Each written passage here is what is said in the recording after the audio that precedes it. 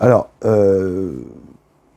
donc dans un livre qui s'appelle le Tanya, donc, où on développe ce que j'ai expliqué dans les deux cours d'avant, et ensuite, il parle d'une deuxième âme, qu'on appelle l'âme divine. Alors, qui dit âme dit être. Un être, ça veut dire que c'est une création de Dieu ou une part de Dieu, mais ce n'est plus Dieu. Ce n'est pas Dieu.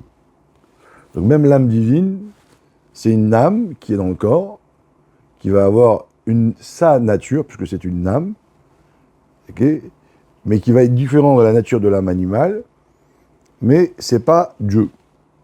Je précise ça parce que c'est important. Alors, l'âme divine, a priori, n'est pas dans le âme Israël, elle n'est pas dévoilée a priori. C'est-à-dire qu'elle est là, mais elle est potentielle. Elle se dévoile vraiment à 13 ans. Et il faut... c'est comme une voiture hybride. Il y a deux moteurs. Donc il y a un moteur principal et des fois il y a le moteur numéro 2 qui se réveille. Donc ce qui nous donne la vie, a priori, c'est l'âme animale.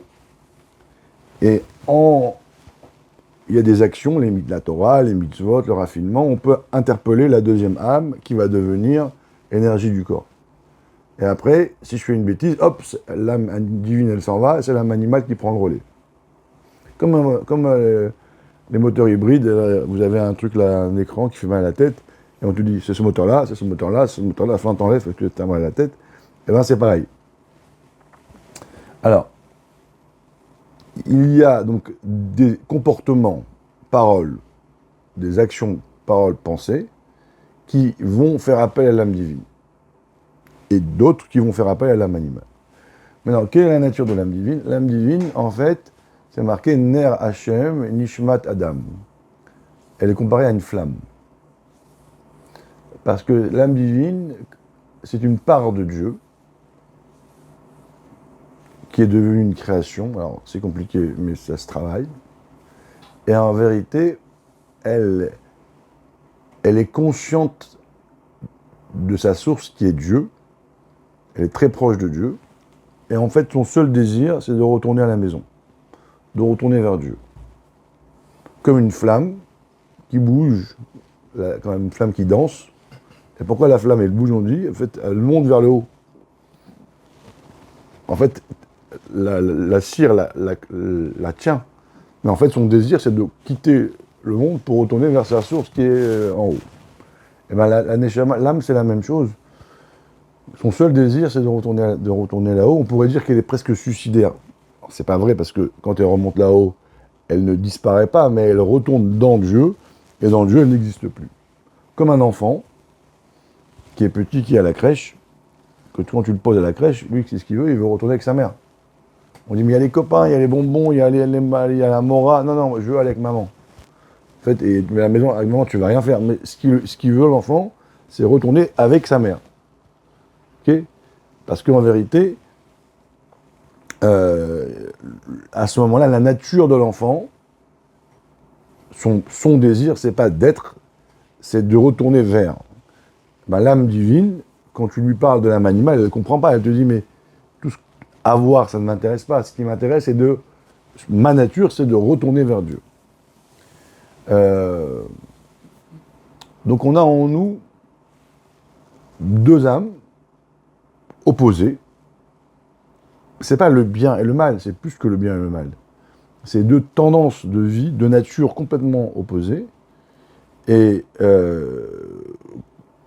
en fait, quand une est dévoilée, l'autre, elle se met en mode pause parce qu'elle ne la supporte pas, en fait. Un des moyens de dévoiler l'âme divine, c'est par le chant.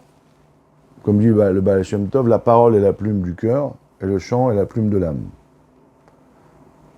Donc quand on chante des chants chassidiques ou des piyutim dans des chants, les Marocains ils sont très friands de ces chants-là, en fait, le chant va éveiller l'âme. C'est pour ça que quand il y a on écoute des très belles musiques, on sent en nous un mouvement. on a envie de décoller. Parce que ça parle à l'âme divine. Et c'est pour ça aussi que quand on étudie ou quand on prie, on se met à bouger. Parce qu'en fait, le mouvement de la prière, dans les synagogues, c'est que la Neshama, la deuxième âme, on lui dit c'est ton moment à toi. Alors, hop, elle se met à bouger. Alors, donc, mais il y a un risque, c'est que l'âme divine, étant donné que c'est une âme, une création, elle a sa nature. Donc elle veut retourner vers Dieu.